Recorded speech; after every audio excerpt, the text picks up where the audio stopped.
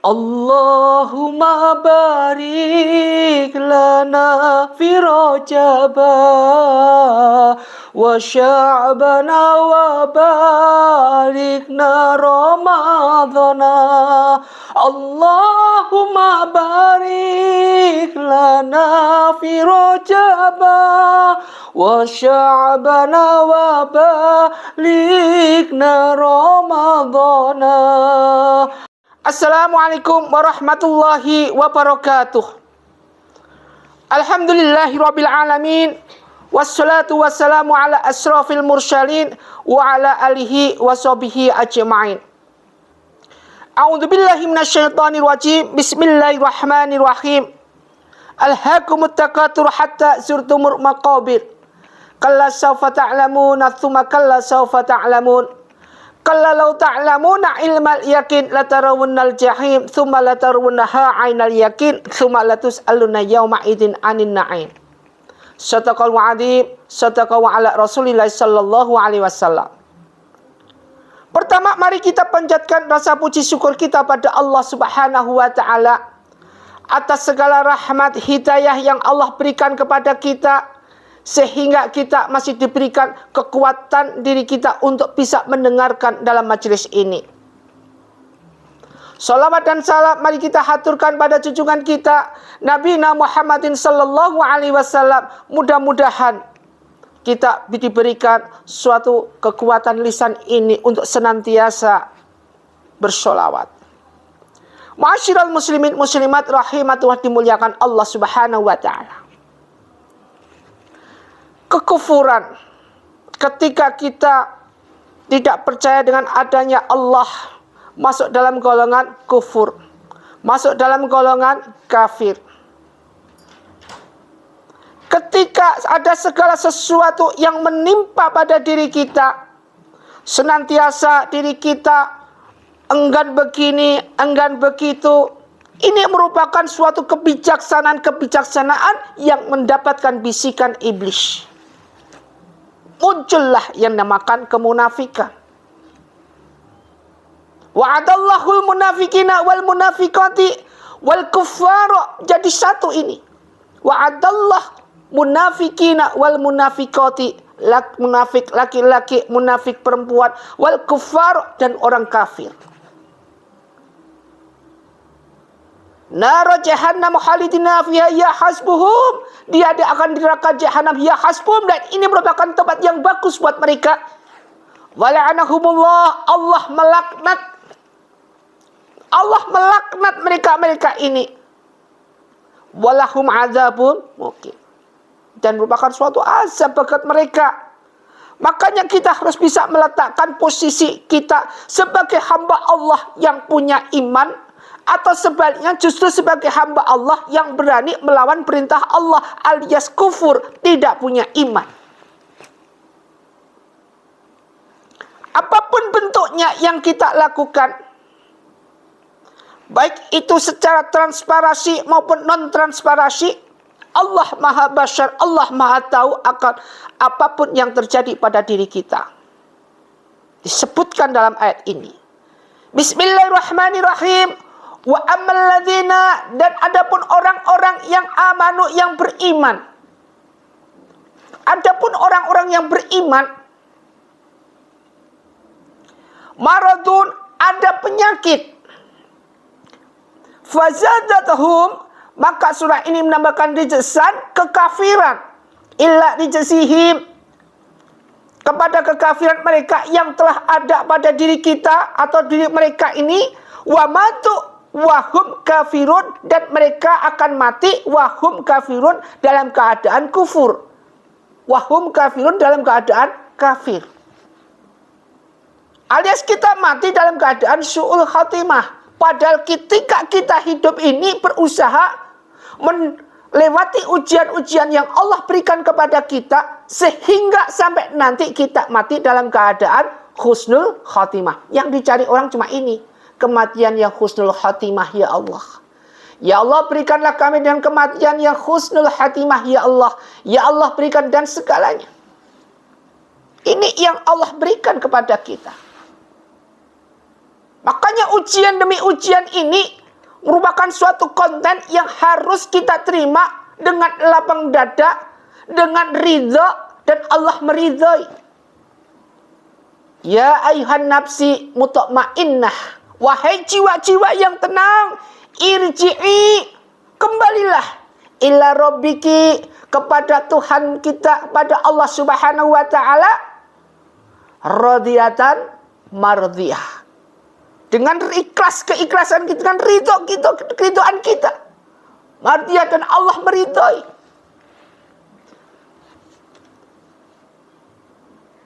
Ini merupakan suatu hal yang bagus. Dijelaskan situ, ya ayyuhan nafsi mutmainnah, irji'i ila rabbiki radiyatan mardiyah. Fadkhuli fi ibadi, sembahlah aku, jadilah sebagai hambaku. Wadkhuli jannati, dan Allah akan masukkan kita ke dalam golongan surga Allah. Sudah dijelaskan, kalau Allah sudah masukkan fadkhurni, adkurkum, dengan doa-doa ketika kita dekat sama Allah, dan Allah akan dekat dengan kita. Waskuruni wala taksurun, dengan kita mensyukuri nikmat-nikmat Allah yang ada, kemudian kita tidak melakukan suatu kekufuran. Maka ini yang diharapkan Allah sebagai hamba yang beriman. Kita mohon kepada Allah dengan berbagai macam cara, dengan berbagai macam ketaatan yang kita lakukan. Ini sudah merupakan suatu kewajiban bagi kita untuk senantiasa benar-benar kita menjadi hamba Allah yang bisa istiqomah di dalam kita beribadah. Jangan jadikan diri kita menjadi booming karena kemaksiatan kita. Jangan jadikan diri kita terselindir jalan ke kiri, nyelentong ke kanan, tidak ada ke kirinya, ke kiri tidak ada ke kanannya, alias kita seperti babi yang tidak tahu arah asal usulnya, sehingga langsung jalan lurus terus seakan-akan tidak tahu kanan kiri.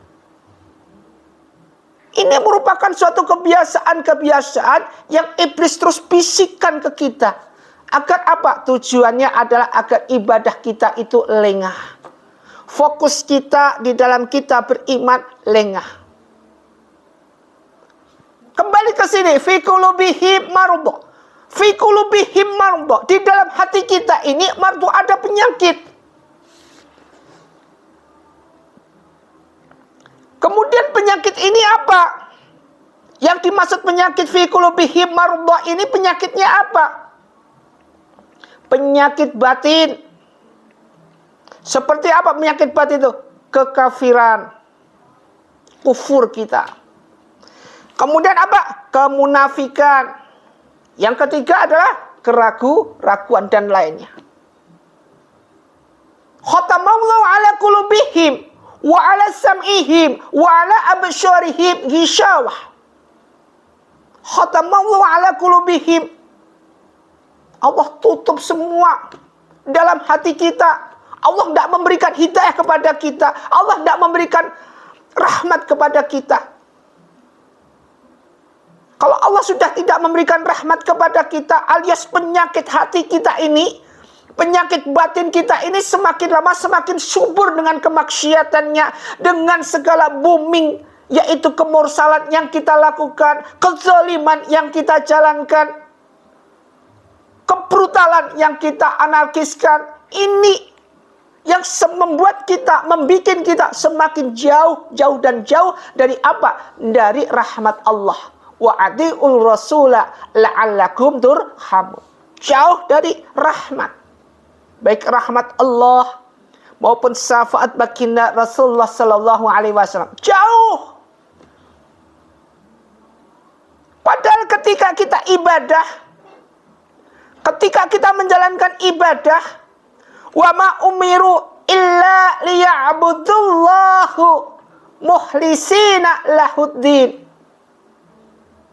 Wa ma umiru illa liya'budullah, tidak aku perintahkan kecuali illa liya'budullahu mukhlisina lahuddin, kecuali menyembah kepada Allah Subhanahu wa taala dengan mentaati agama yang sudah diterapkan atau diperintahkan oleh Allah Subhanahu wa taala, yaitu agama Islam yang dibawa baginda Rasulullah sallallahu alaihi wasallam. Kunafa'a, ikhlas, ridho, wa yuqimus shalah wa tuz zakah warka'u ma'araki. Ini merupakan suatu hal yang harus kita jalankan. Suatu hal, wa aqimus shalah wa tuz zakah wa dzalika dinul qayyimah, dan ini merupakan agama yang bagus. Agama dengan seluruh-seluruhnya agama. Kalau kita sudah tahu seperti ini, dengan penyakit fi qulubihim maradh, yaitu penyakit batinnya seperti kekafiran, kemunafikan, keraguan-raguan, dan sebagainya yang ada pada hati kita, senantiasa mengklaim segala sesuatu yang ada itu merupakan bagian-bagian daripada perintah iblis, kita jalankan terus ini.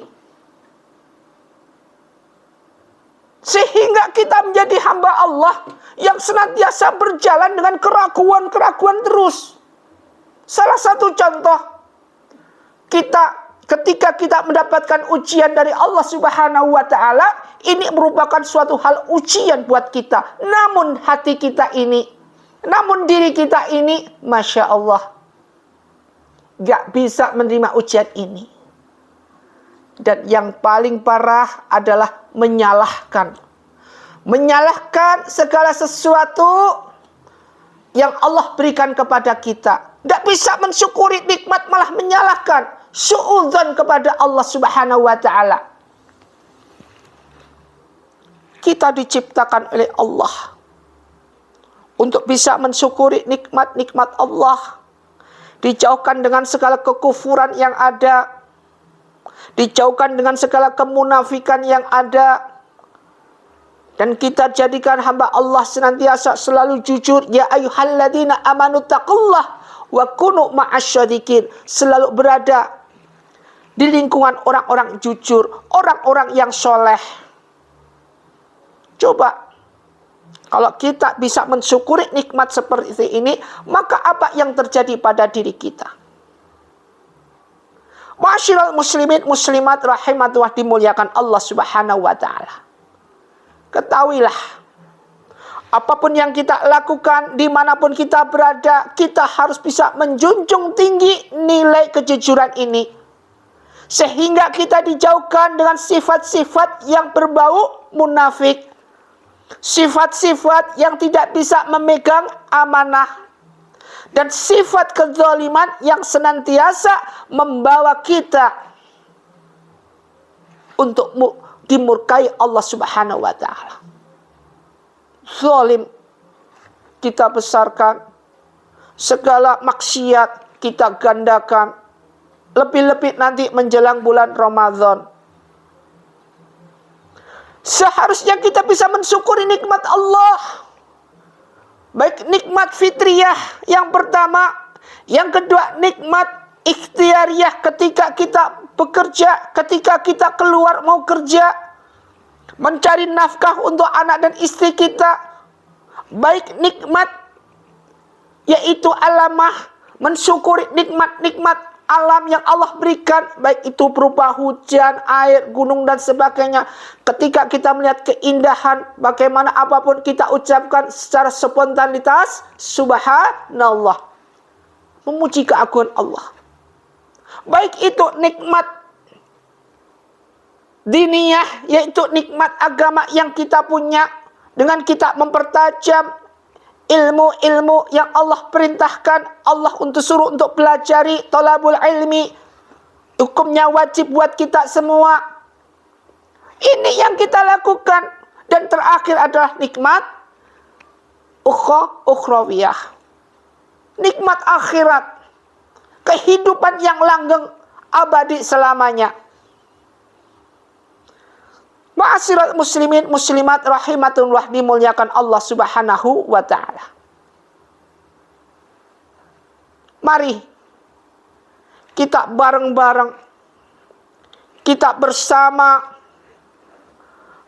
berjuang untuk apa? Untuk mendekatkan diri kita pada Allah Subhanahu wa taala. berjuang untuk senantiasa menjadikan diri kita spontanitas untuk bisa belajar dan belajar serta belajar.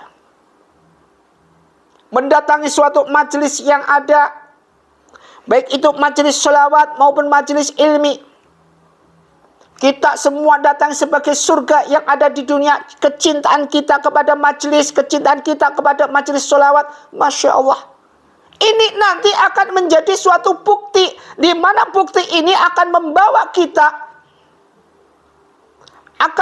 kita ke dalam jenjang yang dinamakan jenjang kehidupan berikutnya. Kehidupan akhirat yang kekal abadi selamanya.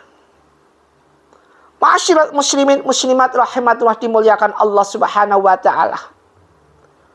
Mari dengan hiruk pikuknya dunia ini yang di akhir zaman ini semakin gak karuan, semakin gak jelas arahnya. Mari kita luruskan diri kita ini, kita jadikan diri kita ini, koreksi diri kita masing-masing. Gak sah gibah kanan, gibah kiri, gak sah fitnah kanan, fitnah kiri. Baik itu di dalam majelis maupun dimanapun, yang diomongin cuma orang lain. Di dalam majelis pun ngomongin orang lain. Apa gunanya ketika kita datang ke majelis kalau tujuannya adalah menyebar fitnah, mengumbar ghibah?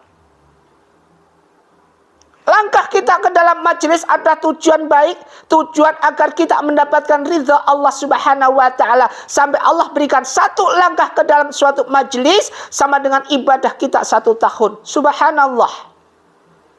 Maka jangan sampai kita kotori semua kehidupan ini di dalam lingkungan majelis maupun apapun bentuknya. Kita jadikan ini sebagai fitrah.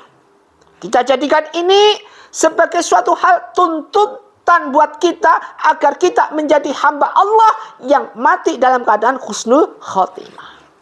Ingat, bismillahirrahmanirrahim. Inna anzalna fi lailatul qadr. Wa ma adraka ma lailatul qadr. Lailatul qadr khairum min alfi syahrin. Tanazzalul malaikatu warruhu fiha bi'idzni rabbihim min kulli amrin salamun ya hatta matla'il fajr. Dalam ayat-ayat ini, semua ayat yang ada di dalam Al-Quran, mari kita jadikan suatu pelajaran dan kita realisasi dalam kehidupan kita sehari-hari. Tidak menutup kemungkinan segala sesuatu yang kita lakukan, segala sesuatu yang kita jalankan akan mendatangkan suatu hal berdasarkan amaliyah-amaliyah yang kita lakukan. Apabila amaliyah itu yang kita jalankan amaliyah yang bagus tanpa ada kesombongan sedikit pun, maka akan tumbuhlah dengan amaliyah yang bagus. Sebaliknya, kalau amaliyah ini menjadi amaliyah yang jelek, maka akan tumbuh dengan amalan-amalan yang membawa kita justru lupa, hati kita semakin gelap, hitam, kelam. Ma'asyiral muslimin muslimat rahimatullah, dimuliakan Allah Subhanahu wa taala. Mudah-mudahan apa yang kita lakukan ini diridhai oleh Allah Subhanahu wa taala. Mudah-mudahan apa yang kita jalankan ini diridhai oleh Allah Subhanahu wa taala, sebagaimana kita jadi golongan ya ayyuhan nafsi mutmainnah, wahai jiwa-jiwa yang tenang, irji'i ila rabbiki radiyatan mardiyah fadkhuli fi ibadi wadkhuli jannati. Semoga bermanfaat. Usikum wa nafsi bittaqwallah. Wabillahi taufiq wal hidayah. Wassalamualaikum warahmatullahi wabarakatuh.